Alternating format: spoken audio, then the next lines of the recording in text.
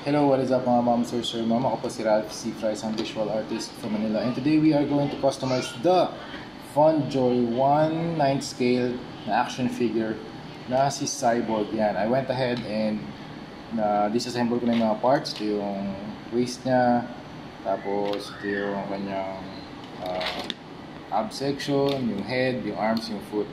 Yan. Tapos, nandito kasi ako sa spray booth natin and gumamit din ako ng blue tack para takpan yung mga joints katulad nito sa feet para pag in-sprayan natin hindi siya sisikip masyado. Ayan.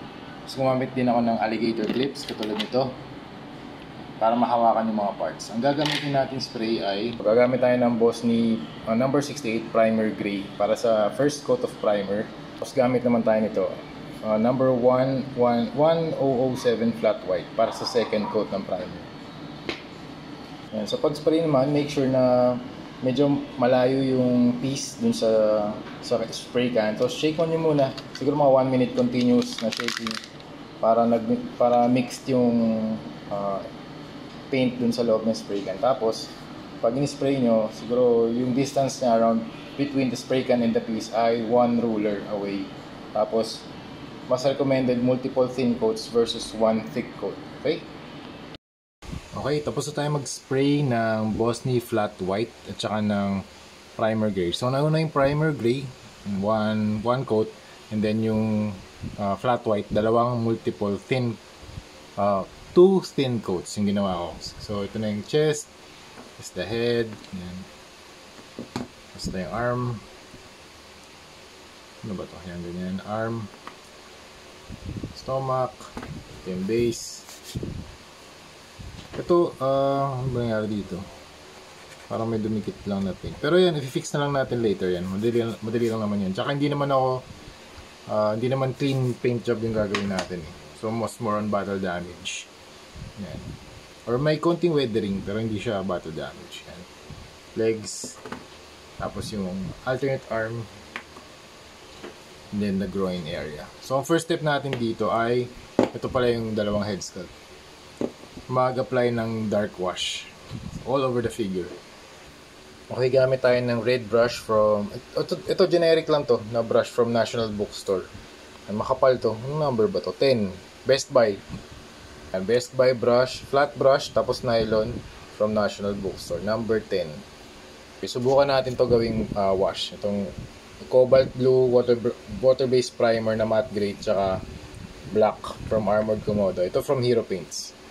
Okay, for washes, kailangan natin ng maraming tubig compared sa pigment. Kuha lang tayo ng konting pigment. So, make sure na mas matubig siya versus yung yan, mga ganitong consistency. Yan. Para mas may moisture compared sa dry brushing. Yung dry brushing, walang moisture eh. Ito, yung mga washes, meron niyang moisture. May tubig talaga. Yan. Try natin. Kailangan lang natin ng tissue para pwede nating i-dump yung mga excess. O kaya ito rag, pwede rin naman. Try natin Try natin dito sa likod muna. Yan. Wash lang, wash.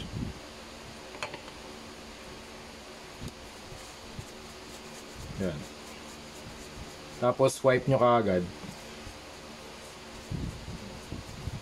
Tapos, ang concept ng wash, lahat ng recessed na areas or malalalim na areas, mapapatungan ng paint. Tapos, lalabas lahat ng detail niya. Ng detail ng sculpt. So, tuloy natin.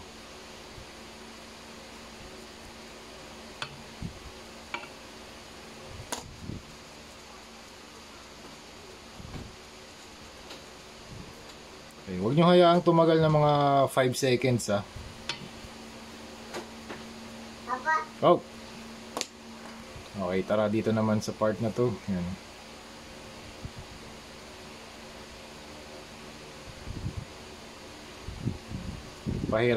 Punasan nyo kaagad. Yan. Dump lang ng tissue yan para mas magkaroon lang ng depth. Kasi pag white parang flat na flat eh.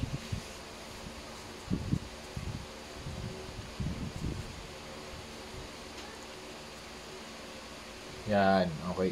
So gagawin natin to sa lahat ng parts, okay? Okay, isa pang technique sa mga washes, pwede nyong, kunwari dito no, sa chest niya.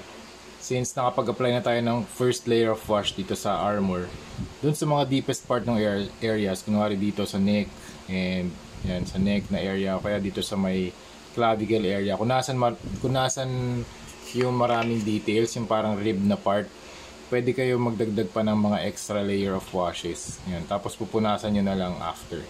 Para lang mag-deepen yung mga malalalim talaga na areas. Yan o.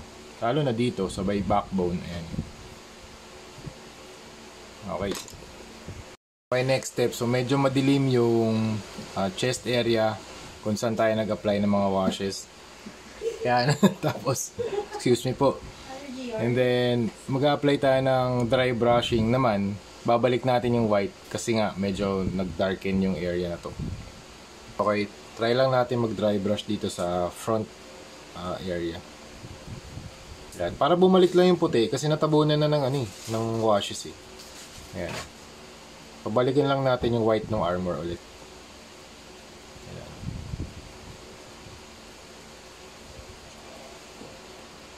So gagawin natin to sa lahat ng parts ng action figure natin.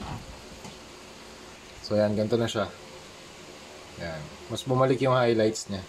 Nagdagdagan na mas bumalik yung original color na puti. Hindi siya super washed out. Ayan. Okay, next step, gamit tayo ng black at saka ng gray. Mix natin yung dalawang paint para makakreate tayo ng dark gray. And then gagawin natin, apply tayo ng mga areas kung saan pwede tayo mag-paint ng mga dark gray. So pumipili lang ako ng mga areas na parang okay, pwede itong maging dark gray para na magkaroon lang ng visual contrast, hindi lang siya super white. So yan, nakapili na ako. Tapos dito, try natin dito sa area na to. Ayan, sa pelvis, sa groin area. So try natin dito sa part na to. Ayan.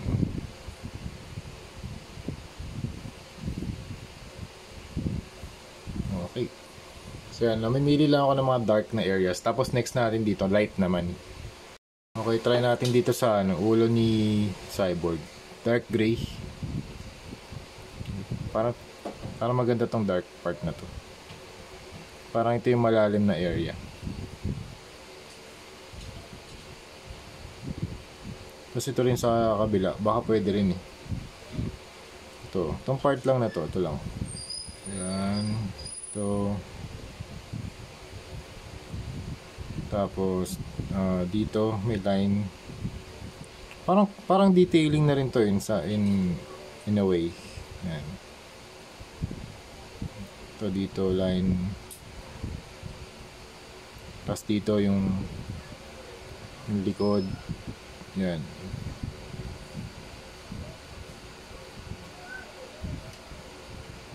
Wala naman akong guide dito, pero ang gusto kong color combination dito, white, dark gray, light gray at saka orange. Yan. Okay, na next step, nag-add na rin ako ng lighter part ng gray dito sa mga areas na feeling ko katabi siya ng ng mga darker areas para lang magkaroon siya ng additional color separation. So katulad dito sa back of the head, dito sa chest, and yung mga parang lining. Ayan. Tapos dito sa area na to sa likod, you have the dark gray, light gray. Tapos dito sa arms, you have dark gray, light gray, and combination lang. Tapos dito ang gagawin natin, magda-dry brush tayo ng white ulit. Para mabalik ulit natin para magkaroon ng weathering, ng konting weathering. Kasi dito solid black na naman siya. Okay, try natin dito sa chest area.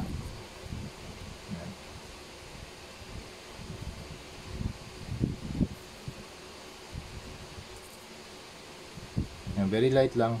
Para lang bumalik yung white. Para magkaroon ng weathering dun sa darker areas. Yan.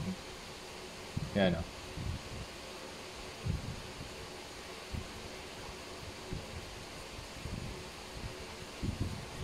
Hindi siya super black.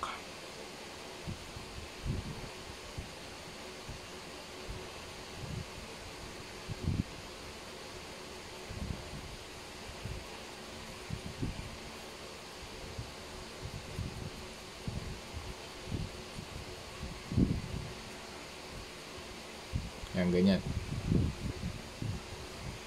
Okay, naka-apply na tayo ng isa pang layer ng dry brushing dun sa mga areas na dark para lang magkaroon ulit ng highlights. Katulad nito, mas nakikita yung hexagonal pattern dun sa base. Okay, next step, gamit tayo nito, Pilot Twin Marker na orange naman. Try natin to. First time kong gagamitin tong orange sa mga custom figures natin. Maglalagay tayo ng mga details dito sa legs, head, all over the armor. Parang yung decal type sa Gundam. Sa mga maliliit na strokes lang. So try natin. Yung Pilot Twin Marker, dalawa yung tips niya. We have fine and extra fine. Yung extra fine yung gagamitin natin. Okay naman. Parang gusto ko kasi gumawa ng orange na color accents. Dito kaya. Teka. Broad kaya muna. Ito. Papa, Oh! Muna natin gamitin tong mas fine kaysa dun sa extra fine. Hanap lang tayo ng spots na pwede natin lagyan. Something siguro dito or dito. Okay, yan ganyan. Maglalagay tayo ng mga ganyang klase mga lines. So since may mga lines naman tong yung sculpt ni Cyborg, baka pwede natin siyang sundan. Okay? So tulad nito, ganyan. So para mas madali nating masundan yung mga lines na gagawin natin, pag nagawa niyo yung first or yung right or yung left na leg, gawin niyo na agad dito kasi minsan mahirap sundan eh. Yan. Tapos dito. Yun. I-repeat natin yan sa buong armor plates.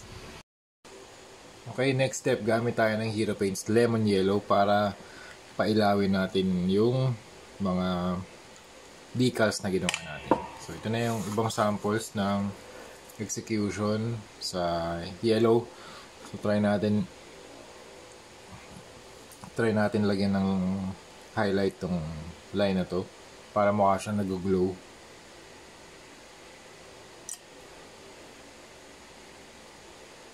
Okay. So yan, ginawa ko na yan sa lahat ng ng part ng armor niya. So, waist. Yan, legs. Okay. Legs.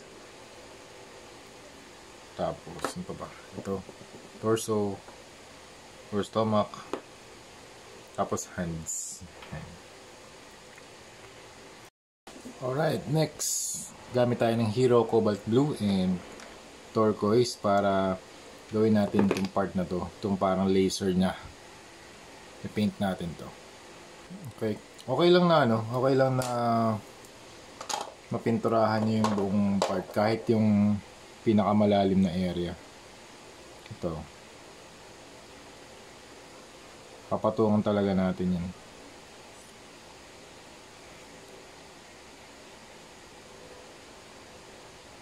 Parang laser.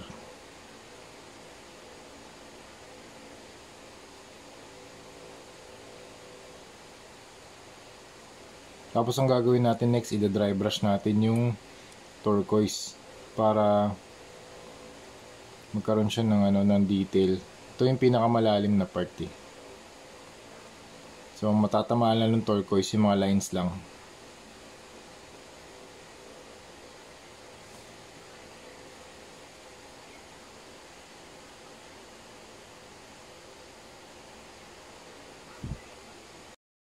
Okay, since blue na rin yung ating additional color for contrast. Complementary naman yung blue tsaka orange. Magdagdag na tayo dito sa kanyang chest. Parang ito yung may ilaw na part.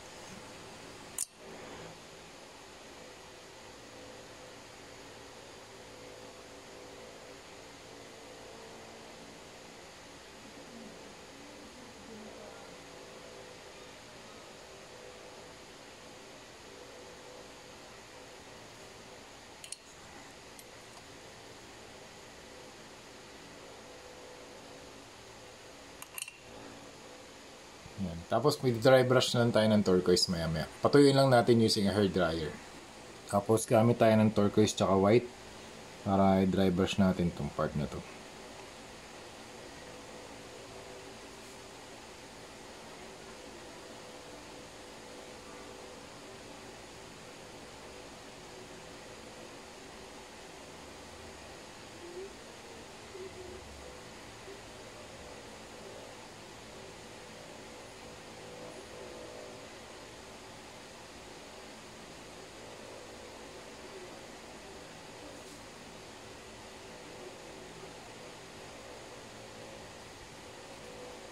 Tapos dito naman dry brushing din dito. So up and down lang para hindi pumasok dun sa sa malalim na area. Ayan.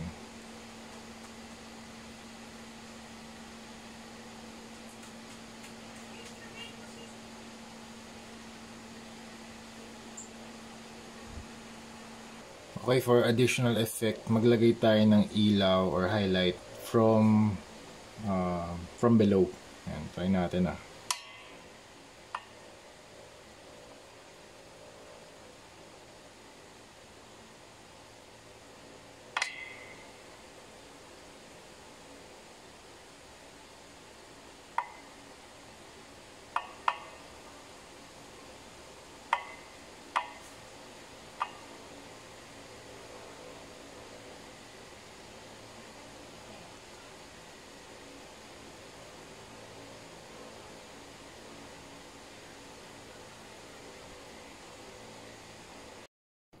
Okay, next, dito naman tayo sa head sculpt ni Cyborg. Gamit tayo ng earth tan and leather brown washes para magkaroon ng depth yung face niya.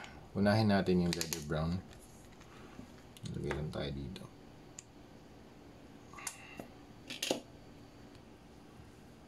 Para maging darker lang na onte. Dito sa ilalim. Okay.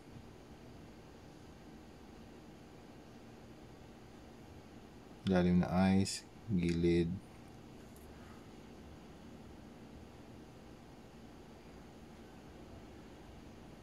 Okay.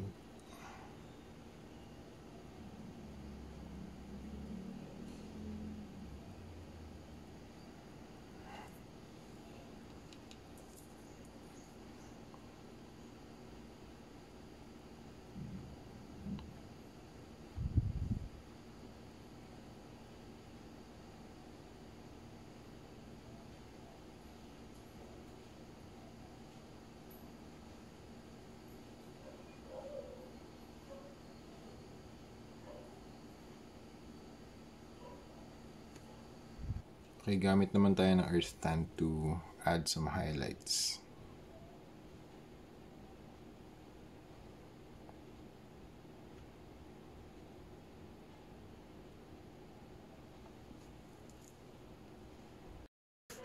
Okay, tapos na tayong mag-spray ng Bosny Flat Clear na top coat. So, ito na yung mga parts. Naka-flat lay na. You have the legs, feet, stomach, chest, head, base. Tapos arm or cannon or laser gun, shoulder pads or shoulder armor, hands, tapos arms, head. So ang gagawin lang natin dito, i-assemble na lang natin siya.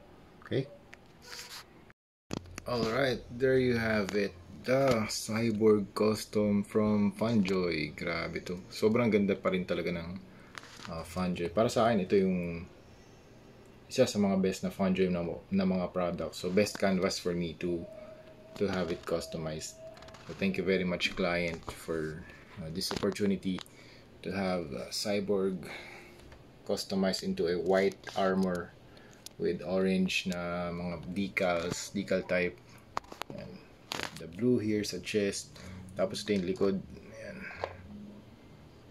Ayan. Hawakan ko muna. Ayan. Naka-top coat na rin to. Tapos yung base niya parang meron siyang glow sa ilalim. Tapos yung buong figure meron din siyang parang underglow. Ayan. Mga turquoise highlight sa ilalim ng armor panels niya. Ayan. So ganito yung look niya kapag hinahawakan. Oh, ito yung head sculpt. So, konting wash lang sa head sculpt. Ayan. Sorry. Ayan. Body. Okay naman yung joints. Wala namang nabago sa articulation. Okay. So yun. Thank you very much for watching and see you sa next video. Bye-bye.